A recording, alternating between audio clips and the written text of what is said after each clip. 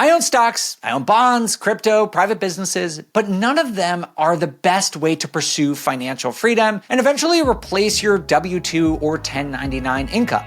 Today, I'll tell you what is.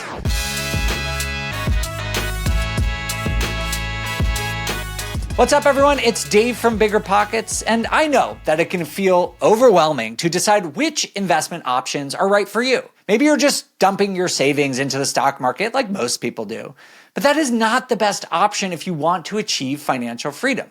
The best option is investing in real estate. And I've been investing in real estate for 15 years, but I'm not only investing there. I constantly look at other opportunities, other asset classes, and frankly, if I thought there was a better way to achieve financial freedom than real estate, I'd sell my properties and invest in those other asset classes. But I've done all the math, and real estate is the best choice for building wealth over the next few years, and today I'm going to explain why. So first, what I'm going to do is I will talk a little bit about what makes real estate investing unique, and then I'll compare how the returns for real estate investing stacks up against other asset classes. But before we do that, I just want to caveat something that when I do my analysis, I'm talking about achieving financial independence. That is the goal that we are talking about in this video. And what I mean by that is having multiple streams of income, finding investment classes that will actually help you replace your W-2 or your 1099 income with something that is more passive. So I'm going to be focusing on investments that offer the ability to generate cash and replace income. And ideally, that cash flow that you get will be tax advantaged. So you get to keep more of the returns that you make. So those are the goals that I am evaluating as I look at different asset classes. So let's talk a little bit about real estate investing. We talk about this like it's one thing, but it actually offers multiple different ways to generate returns. Just from a single bread and butter kind of standard rental property, you can actually make returns in a bunch of different ways. The first is cash flow, like we talked about. That's basically, you're collecting rent. Hopefully you don't have that many expenses. And the difference between those two things is money that you get to put in your bank account each and every month. That's how you ultimately replace your income with real estate going forward. But you can also actually build huge chunks of wealth on top of that cash flow through appreciation, which is the value of your property going up, through value add, which is making improvements to the property or renovating it and driving up the value of your property. You also make money by paying down your loan with income from your tenants. And there are other advantages to real estate as well, like leverage. The fact that you can borrow 80% of the cost of a property from a bank. There are massive tax benefits that allow you to offset most of your cash flow that you're going to get and then some. And real estate happens to be a very stable asset class. If you actually just look at this chart, you can see the median home price in the United States over time. I hope you notice something as you look at this chart, because I love this chart. I look at it all the time because it shows you that this is a very stable asset class. I'm going to show you a similar chart for the stock market in just a couple of minutes, and you'll see that there's a lot of volatility in the stock market where things go up a lot in one year, they go down a lot, where real estate is much more slow and steady. And for me, as someone who's investing for the long term for financial freedom, that's what I want. I don't want big swings in valuations on my assets. I want them to climb slowly, which, with the exception of the Great Recession and the crash from 2007 to 2009, real estate pretty much always does. So those are the reasons I like real estate, right? It's a very stable, relatively low risk asset that offers you a ton of different ways to generate income, and you get to keep more of your income because of those tax benefits. How then does that compare to other assets like the stock market? Well, I invest in the stock market. Stock market equities, great proven way to make money in the United States. There's a lot to like there. But it's not my favorite asset for a couple of reasons. First is that it is limited in the types of ways that you can generate income. You make money from the stock market basically in two ways. First is that idea of appreciation. Basically, the value of the companies that you own goes up and you build equity that way, which is great. You can also actually generate modest cash flow from the stock market from stocks that pay dividends, but usually that cash flow is like 1, 2, maybe 3% for a good dividend stock, whereas that would be a very low cash flow return in the real estate market. So real estate offers better potential for real-time income, like every single month getting that income, which is why I favor it for financial independence, because the cash that comes from the stock market is not as reliable. So on top of just the limited ways that the stock market offers return returns, there are a couple other things that I should mention. First and foremost, there aren't really the same tax advantages in the stock market that there are in real estate, and you don't get to keep as much of your profit. The second thing is that right now, as we enter 2025, the stock market is pretty expensive. It's been on a really good run, which is great for everyone who has already invested in the stock market. But putting more money in at really high valuations always comes with some risk. It could keep going up, don't get me wrong, but it does come with additional risk. And the last thing is that the stock market is just inherently more volatile than real estate. If you look at this chart of the stock market, you can see that there are huge swings in valuation. It goes up, it goes down, whereas real estate is much more stable, predictable asset class. For some people, they like the volatility of the stock market because it does offer the upside of huge positive swings. Don't get me wrong. But for me, someone who invests for financial independence over the long term,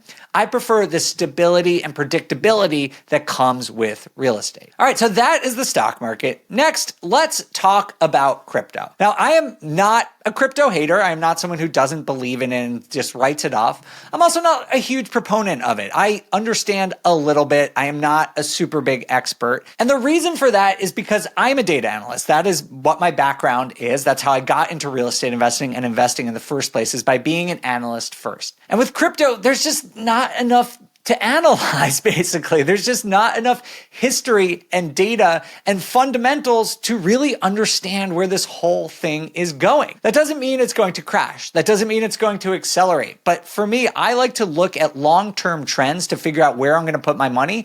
And I just don't feel like I have enough information about crypto to make an informed decision. So I don't personally invest a ton into it. I do invest a little bit. I have some Bitcoin, Ethereum, a couple other ones, but it's a pretty small percentage of my overall investing portfolio. So beyond just the lack of historical data and some fundamentals, the other things that I'm not crazy about with crypto right now is similar to the stock market.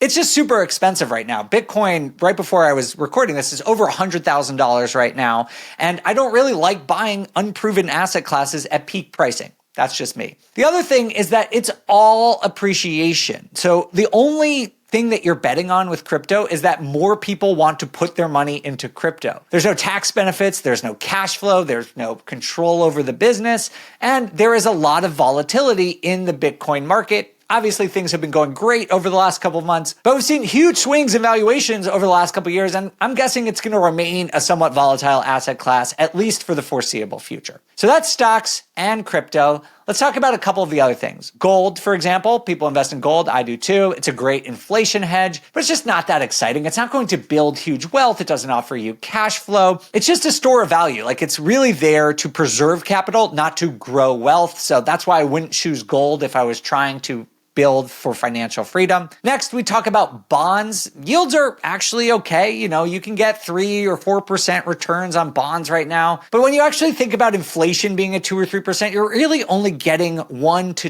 2% real returns. Again, not super exciting. I consider bonds similar to gold in that they are a store of value. They help you retain your wealth. They help you stay wealthy once you already have money, but they're not going to make you rich. The last asset class I will talk about is private businesses. This has gotten really popular, buying things like franchises or laundromats or service businesses. And I actually think this is great. I think that this is a really interesting asset class as you head into 2025, but you need to be able to operate all of those businesses. It's not that simple to just, open a plumbing business or to open a gutter clearing business. You need to learn the particulars of that business. And as someone who has started many businesses over my career, I can tell you that being an entrepreneur is not always that easy. But if you have what it takes, I think this can be a great asset class in 2025 and for the next few years. So that is something I would check out. But I'll just say the reason I personally stick more to real estate is because it's a very simple business, right? Real estate,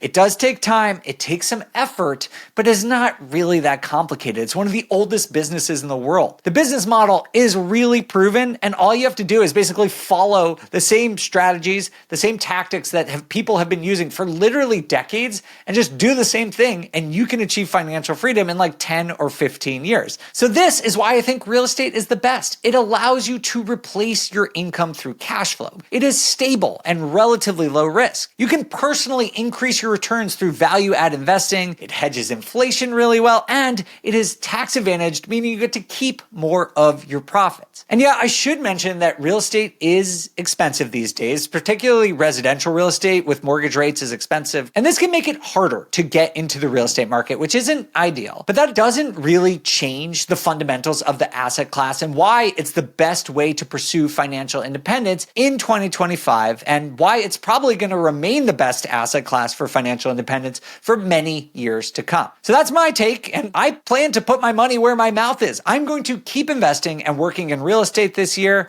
I will, of course, invest in other stuff too, but I'm going to build my portfolio for long-term wealth creation, and that means continuing to find and execute on good real estate deals. If you want to learn how to do this, how to get started, how to get into the real estate game, we can help you at BiggerPockets. We have tons of free tools and information at BiggerPockets.com, so go check that out. So thanks for watching. I hope you have a great year, and make sure to tune into the BiggerPockets YouTube channel this year for more information on how you can pursue financial independence with real estate.